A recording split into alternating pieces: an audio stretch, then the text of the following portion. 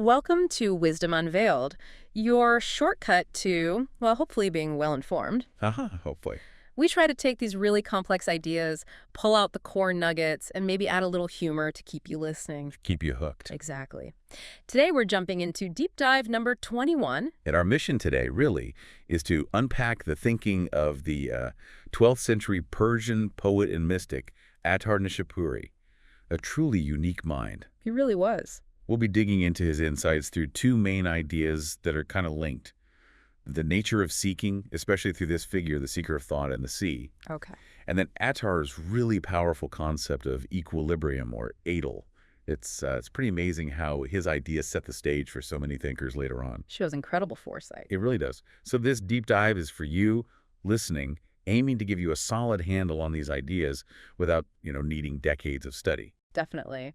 Now, before we really dive in, just a quick heads up for you. This discussion is based on translations, reproductions of conversations with Iranian philosophers Dr. Ibrahim Dinani and Dr. Esmail Manzouri Larijani.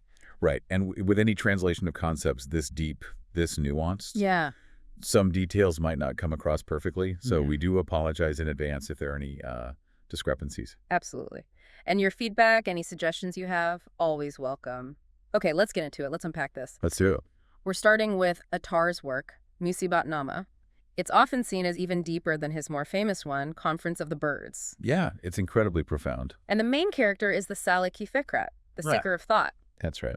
Attar's core idea here, as I understand it, is that thought itself is a seeker. It's never just static. Exactly. For Attar, if thought isn't moving, if it isn't striving, well, it's not really thought. Right. True thought is always searching, reaching for something new. That's just what it does. Precisely. And this Salik-e Fikrat, it isn't just, one person's thoughts. It's more like the essence of thought itself, universal thought. Okay. And Attar really emphasizes that thought needs dialogue. It thrives through conversation, through exchange. So this seeker talks to, well, everything. Pretty much. In Musibat, it talks to minerals, soil, mountains, plants, animals. Yeah. Even angels and prophets. Wow. But today, we're focusing on one specific, really compelling dialogue, the one with the sea. Okay, so the seeker goes to the sea and asks this. Well, it's an incredible question, isn't it? You're huge, you're full of waves, you give water to everyone, quench their thirst, yet you seem thirsty yourself. What are you looking for? Why aren't you satisfied? I mean, asking the ocean why it's thirsty. It stops you in your tracks, doesn't it? And the sea's response is just powerful. It roars, its water boils up, almost like fire. Really? Yeah, expressing this deep, deep shame about its own thirst. It even says its water is like the sweat of its shame. And all its movement, the waves, the foam, it's not just physics for Attar. It's like a cry, an expression of anguish. A kind of suffering. Yes. The sea says, I'm disheveled in pursuit.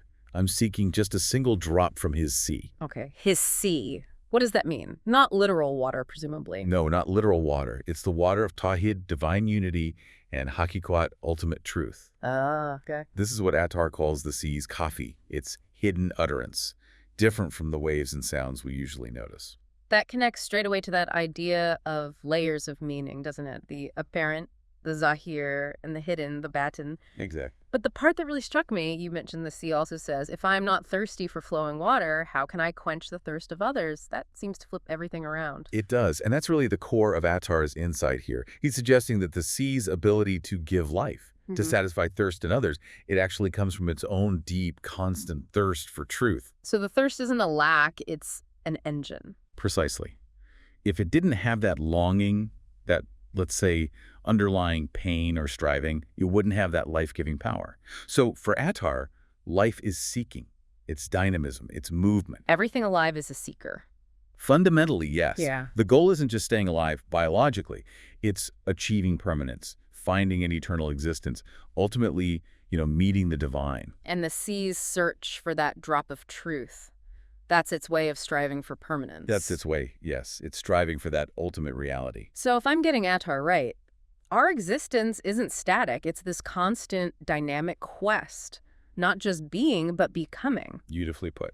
And that quest for truth is what actually gives life its meaning, its vibrancy. Yeah, that's a powerful way to look at it. It really reframes things. But the text says the seeker of thought was bewildered by this answer.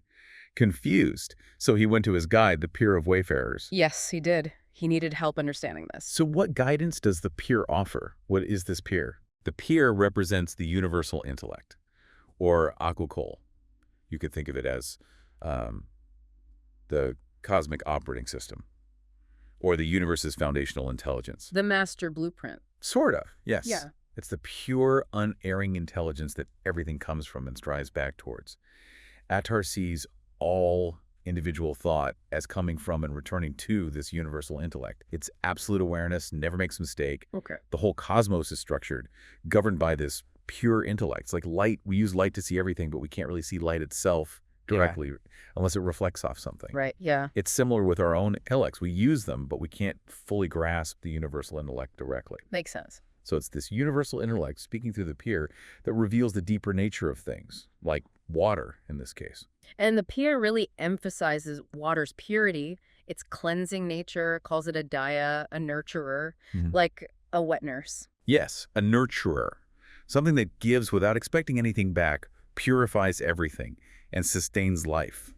Just like the Quran says, we made every living thing from water. So water isn't just H2O here. It's a symbol of purity, selfless giving. Indeed. It's described as absolutely pure, intrinsically cleansing. And the Peer explains that these elements, water, air, earth, they all have these hidden utterances, these qualities that speak to us if we listen. Like the sea's thirst. Exactly. Or think about a pigeon flying. It has to flap its wings, right? It needs the air's resistance to fly. No air, no flight. Huh. Never thought of it quite like that. It shows how each element, even seemingly simple ones, has profound purpose. They serve existence. They're musakar subservient, perfectly aligned with creation and their nature. Okay, so the elements are faithful, they stick to their purpose, their nature, they're in alignment. But what about us, humans? Well, that's where Attar, through the philosophers, presents a real challenge. Because we don't always seem so aligned, do we? Not always. While the elements serve and purify, humans, even though we have intellect, we often do things that directly contradict nature's purity. Like pollution. Exactly. We pollute the water, the air, the soil. Attar would see this as a flagrant injustice. Why? Because we're failing to listen to those hidden utterances of nature. And ironically, by polluting nature. We pollute ourselves. We damage our own well-being spiritually and physically. So it's like Attar is saying if we truly listen to water, to air, to soil, understood their deeper reality, we just wouldn't pollute. We'd recognize ourselves in them somehow. That seems to be the implication, yes. The Quran even describes humans using these very strong terms, zalum and jahul. Which mean? Very oppressive and very ignorant. And it's a hyperbolic form, suggesting an extreme degree. Why so extreme? Because humans, unlike other beings, really struggle to know their own limits. Think about angels. They have defined roles, defined limits. Gabriel is Gabriel, Michael is Michael. They don't switch jobs. Right. But humans, our limits are, well, paradoxically infinite. Infinite limits. Okay, that sounds like a contradiction. How does that work? It means we have an infinite capacity in both directions. We can be infinitely destructive, capable of, destroying the world. Which seems depressingly possible sometimes. Indeed. But we also possess limitless potential for perfection, for spiritual growth, for ascent. There's no ceiling on human development, potentially. So not just a sign of divine wisdom, but a sample. Like a tiny piece of it. That's how one philosopher put it, yes. A sample of divine wisdom itself. This inherent limitlessness is what makes humanity a miracle of God in this view. A dangerous miracle, maybe? Potentially, yes. And here's another interesting point. While the external elements have fixed limits, when their qualities like fire's heat or earth's humility manifest within a human, they also become limitless. So human anger can be boundless, human humility too. Exactly. They take on that human quality of potential infinitude. Okay, so life is this constant seeking, humans are limitless, potentially chaotic. How does anything stay on track? How do we avoid just flying off the rails? Well, that leads us perfectly into Attar's second key concept for today. Equilibrium. Adel. This sounds like the anchor we need. It might just be. Attar bases his poem on equilibrium, on a very famous saying attributed to Imam Ali. Okay. The right and the left are misleading, and the middle path is the straight road. The middle path. Sounds familiar. It does. And Attar builds on it, saying, go in the middle, neither towards excessive honor nor towards disgrace. For equilibrium is a part of the universal intellect. Okay, part of the universal intellect. That Okay. sounds really important, linking balance directly to that cosmic mind we talked about. That's the absolute core of it. When Attar mentions the universal intellect, he means that cosmic mind, the overarching principle of order, the divine intelligence behind everything. Right. So he's not just saying be moderate like, common sense advice. He's saying equilibrium is woven into the fabric of reality itself. It's like the universe's operating system, its blueprint. Justice itself, he suggests, is fundamentally an intellectual concept. Without the universal intellect as a foundation, justice has no real grounding. Can you give an example? Think about making rope. If you twist it too much or too little, It breaks. It fails. exactly. The deeper idea is that intellect is equilibrium. And the entire cosmos, just by existing, follows this principle. You often hear the saying, by justice, the heavens and earth stand firm. Okay. And this applies all the way down, from the spiritual to the physical elements. So equilibrium isn't just important, it's existential. The universe literally depends on it. That seems to be Attar's view, yes. But is he just saying, avoid the extremes, stay in the mathematical middle, or is there more to it? That's a really good question, because it's not just quantitative. Let me try an analogy. Think about lukewarm water. Okay. Boiling water burns you. Freezing water, well, it's not very useful, might cause damage too. But lukewarm water, Yeah. it's neither boiling nor freezing. It's usable? Comfortable. Exactly. But it still contains the qualities of warmth and coolness, doesn't it? Without their harmful extremes. Ah, I see. So it's not just not extreme, it's actively blending the good parts. Yes, it's more of a qualitative state. Yeah. A perfect blend, maybe. Capturing the best aspects of both sides without the negatives. It's not just not bad, it's positively right. Okay, that makes more sense. It actively incorporates the positive essence. Mm-hmm. So what about knowledge then? Ignorance, folly, clearly a negative extreme. Definitely. But can you have too much knowledge? Can knowledge itself be an extreme, be excessive? Attar would probably argue, no, not true knowledge. Genuine knowledge, real understanding, doesn't really have an upper limit. You can't know too much in that sense. So what's the excess to avoid then? Perhaps things like excessive curiosity about trivial things, meddling, being superficial, chasing information without wisdom. Got it. Since intellect itself is justice and equilibrium, genuine intellectual growth, true knowing, can't really be excessive in a negative way. This is where sometimes we get tripped up looking at justice only quantitatively. Like, some might argue perfect justice means everyone has the exact same amount of money. Right. Equal shares for all. But would that actually be just? If everyone got the exact same amount regardless of their needs, their effort, their contribution? Probably not. No, it feels too simple. That purely quantitative view misses the picture. True justice, as Attar implies, has both quantitative and qualitative aspects.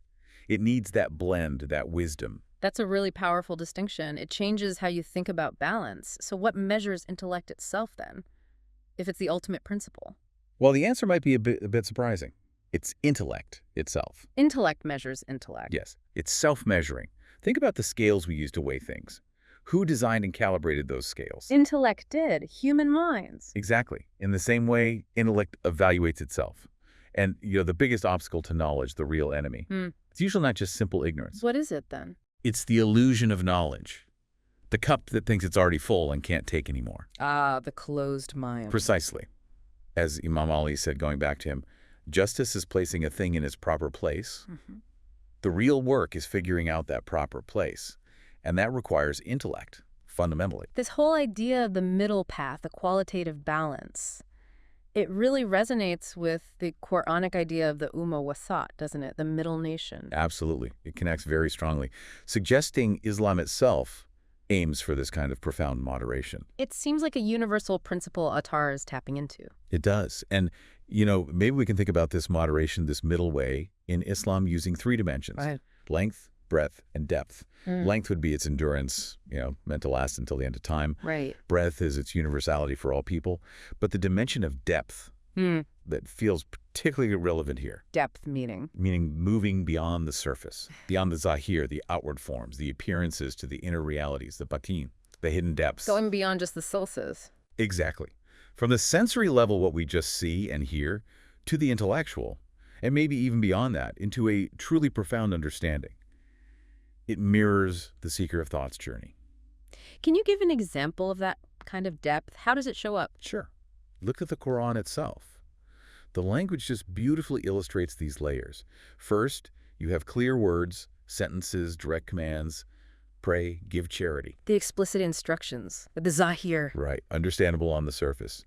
Then, you have those mysterious letters at the start of some chapters, the huruf-i muqatta. Like Alif Lam Mim or Yasin. Exactly. They don't form words in the usual way. They clearly signal something deeper. They invite interpretation, push you beyond the literal. Okay, that's a second layer. But then, perhaps even more mysterious, is a verse like, so he revealed to his servant what he revealed, from Surah Najm. What he revealed. Yeah. It's undefined. Completely undefined. It's veiled. It points towards something that maybe can't even be put into words, something beyond our normal articulation. It signifies that true understanding, the deeper you go, it always gestures towards something even more profound, something that can't be neatly captured. So the outer forms, the words, the rituals, they're gateways. That's the idea. Yeah. Gateways leading us towards these inner meanings, inviting this continuous, unending deep dive into reality's depths.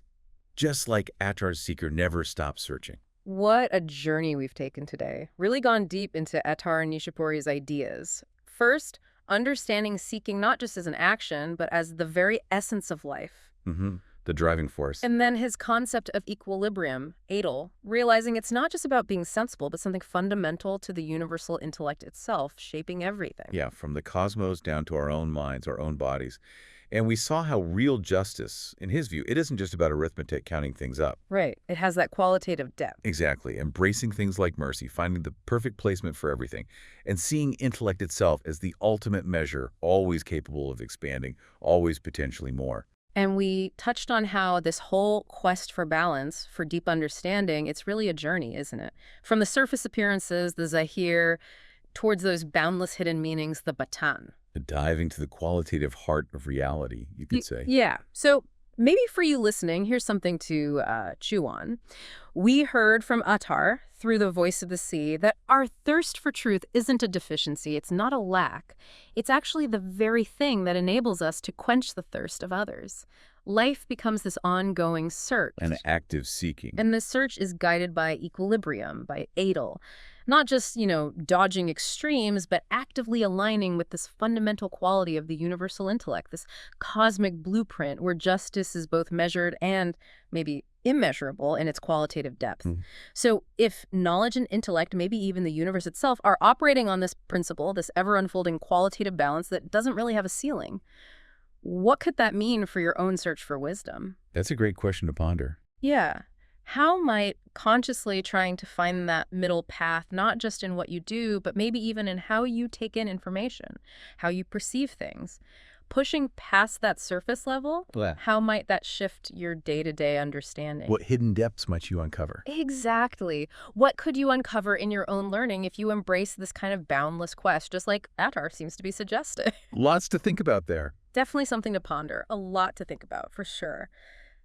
Thank you so much for joining us on this deep dive into Wisdom Unveiled. Thank you. Until next time, keep seeking, keep pondering, and keep unveiling wisdom.